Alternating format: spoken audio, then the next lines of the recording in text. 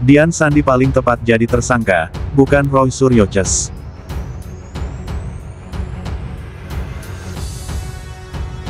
Kalau diurut-urut ijazah Jokowi itu jadi bermasalah justru karena ditampilkan di ruang publik. Dian Sandi Utama, kader PSI, sebetulnya paling layak untuk dijadikan sebagai tersangka. Sebab dialah orang yang pertama sekali memposting ijazah Jokowi itu di media sosial, yang memantik Roy Suryo CS menulis ijazah Jokowi itu lebih jauh dan menyimpulkan bahwa ijazah Jokowi yang diposting itu adalah palsu. Jangankan Roy Suryo CS, orang awam saja akan berpendapat ada keanehan melihat tampilan ijazah Jokowi itu, meski tak bisa menjelaskannya. Kelebihan Roy Suryo CS adalah bisa menjelaskan dengan keahliannya. Kapolda Metro Jaya sebut ijazah Jokowi yang dianalisa Roy Suryo CS hasil editan, ijazah aslinya ada. Yang diteliti sama Roy Suryo itu sebelum KPU ngasih salinannya itu udah sama persis yang diteliti mereka, karena yang memposting pertama di X itu Dian Sandi yang memperlihatkan ijazah Jokowi yang mereka ambil, terus mereka teliti, katanya beda fotonya gini-gini segala macam. Nah dari situ kan mulai kecurigaan tuh. Habis dari itu mereka datang ke KPU kan minta, akhirnya KPU nggak bukunya ngasih kan. Nah sekarang dibilang editan, berarti yang ngasih KPU kemarin kan ngedit kayaknya, berarti KPU juga salah itu ngedit kayaknya, itu hasil editan itu salinan dari KPU kalau misalnya editan.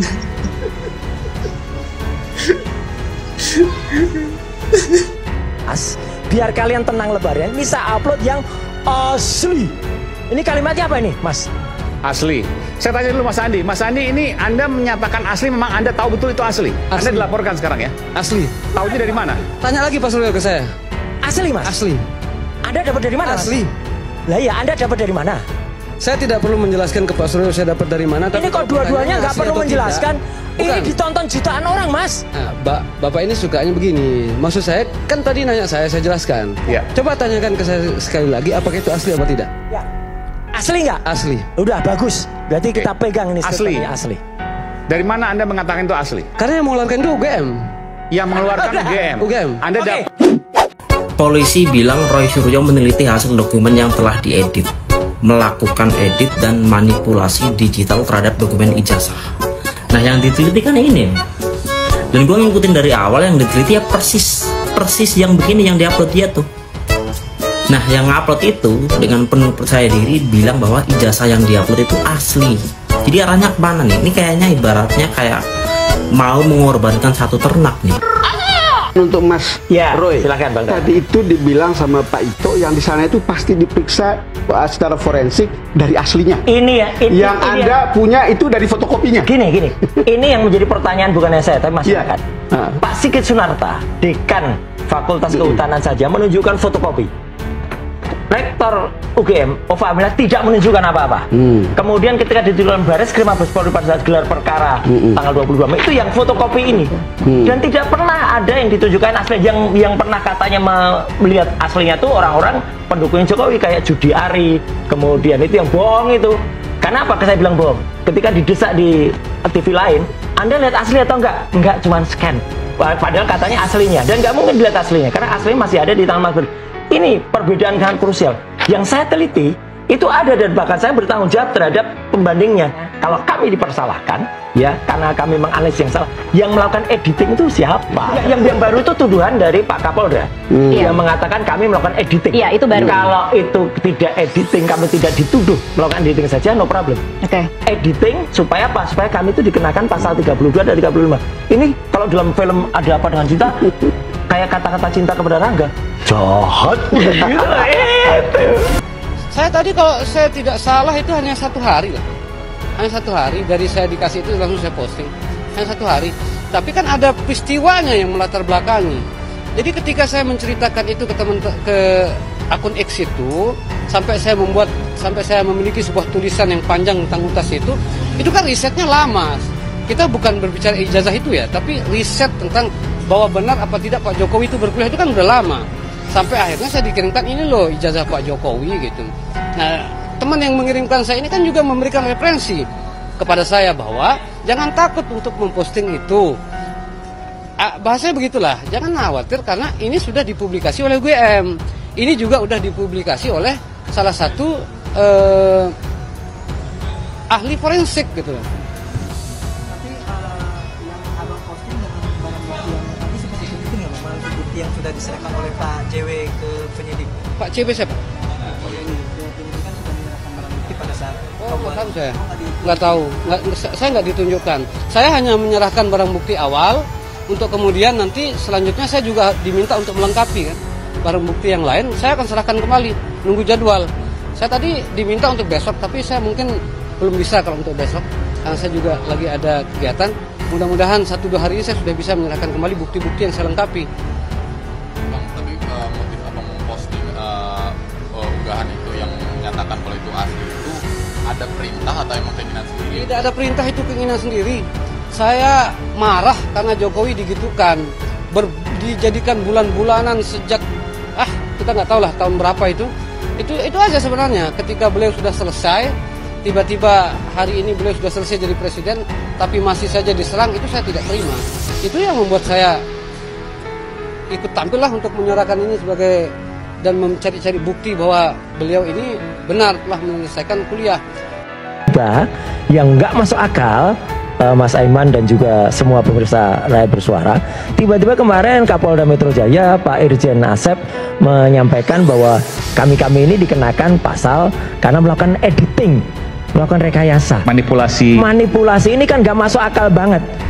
Ini oleh orang yang ngaku-ngaku pakar, yang menjadi dipakai oleh Polda Metro, ahli ya, dia mungkin nggak ngerti metode luminance gradients ini, Mas. Jadi dikatakan saya melakukan ini melakukan rekayasa, melakukan perubahan.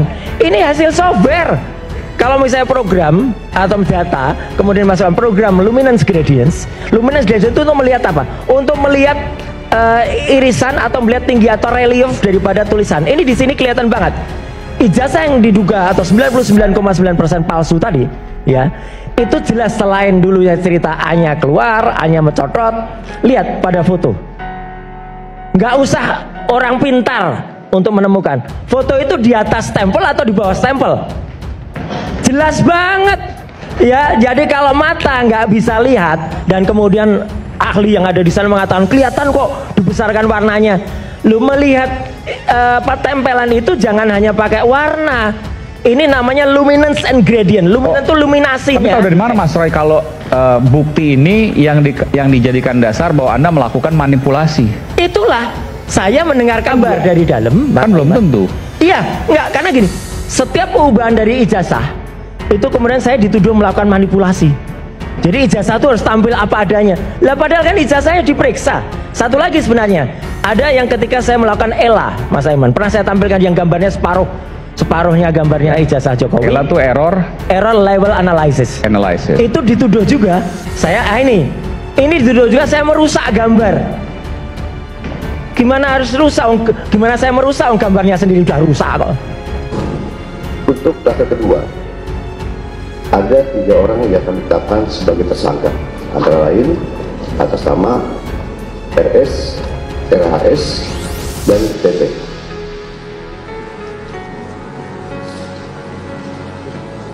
Tersangka pada klaster 2 dikenakan pasal 310 dan atau pasal 311 KUHP dan atau pasal 32 ayat 1 junto pasal 48 ayat 1 dan atau pasal 35 junto pasal 51 ayat 1 dan atau pasal 27A junto pasal 45 ayat 4 dan atau pasal 28 ayat 2 junto pasal 45A ayat 2 Undang-Undang ITE.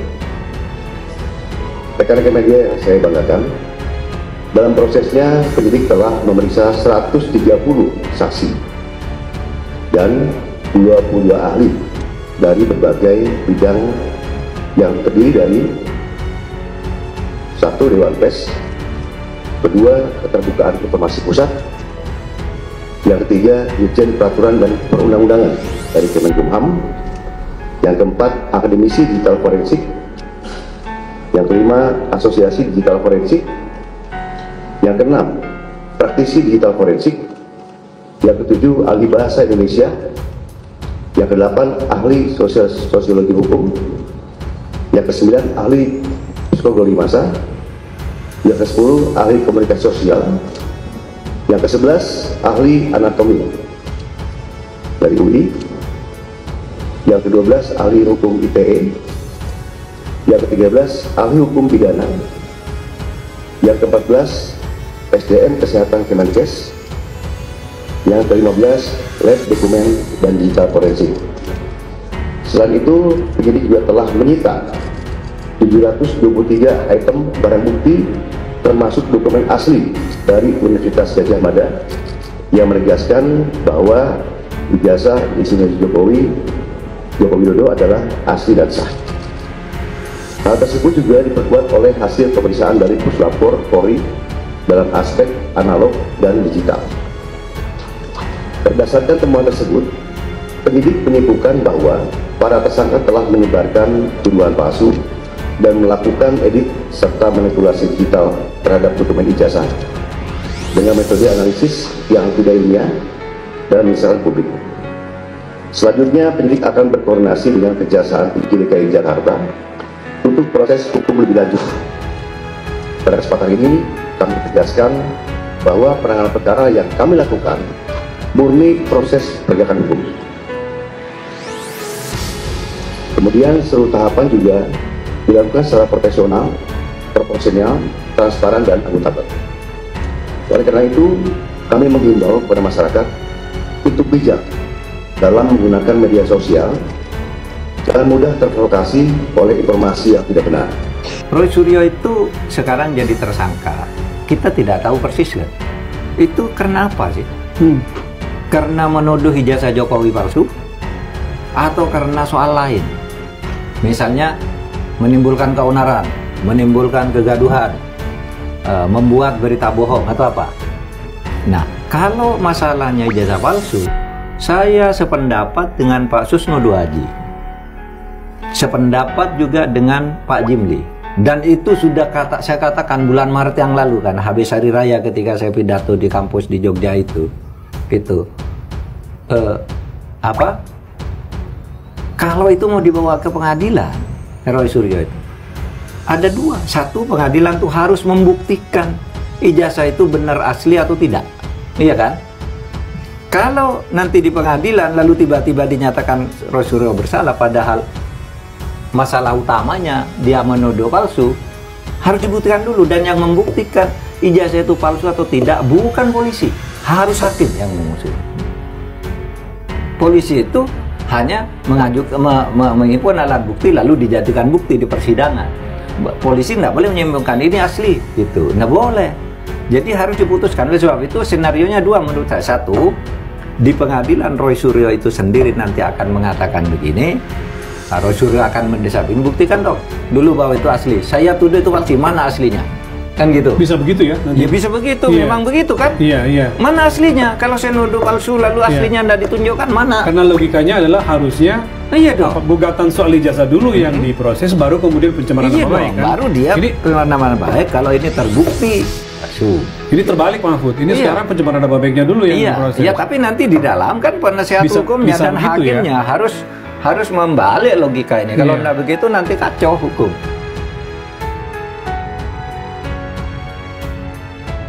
Apabila diurut-urut, ijazah Fakultas Kehutanan Universitas Gadjah Mada UGM milik Joko Widodo alias Jokowi jadi bermasalah justru karena ditampilkan di ruang publik. Kader PSI Dian Sandi Utama sebetulnya paling layak untuk dijadikan tersangka. Demikian dikatakan Direktur ABC Riset dan Konsulting Erizal melalui keterangan tertulis di Jakarta, Kamis tanggal 13 November tahun 2025. Sebab, kata Erizal, Dian Sandi merupakan orang yang pertama sekali memposting ijazah Jokowi di media sosial, sehingga memantik Roy Suryo Ces mengulik ijazah Jokowi itu lebih jauh. Sehingga kemudian Roy Suryo Ces menyimpulkan bahwa ijazah Jokowi yang diposting itu adalah palsu, kata Erizal. Menurut Erizal, jangankan Roy Suryo Ces, orang awam saja akan berpendapat ada keanehan melihat tampilan ijazah Jokowi itu, meski tak bisa menjelaskan. Kelebihan Roy Suryo Ces adalah bisa menjelaskan dengan keahliannya. Terlepas kalau akhirnya, benar dan salah. Kalau ada orang yang meragukan keahlian Roy Suryo Ces, orang itu layak dikatakan buzzer yang kebetulan saja kepentingannya berseberangan dengan apa yang disampaikan Roy Suryo Ces, kata Erizal. Karena faktanya, lanjut Erizal, keahlian Roy Suryo Ces sudah pernah dipakai pihak Polri, bahkan hadir sebagai ahli dan diterima hakim di berbagai persidangan. Mestinya, itu tak jadi perdebatan lagi, pungkas Rizal.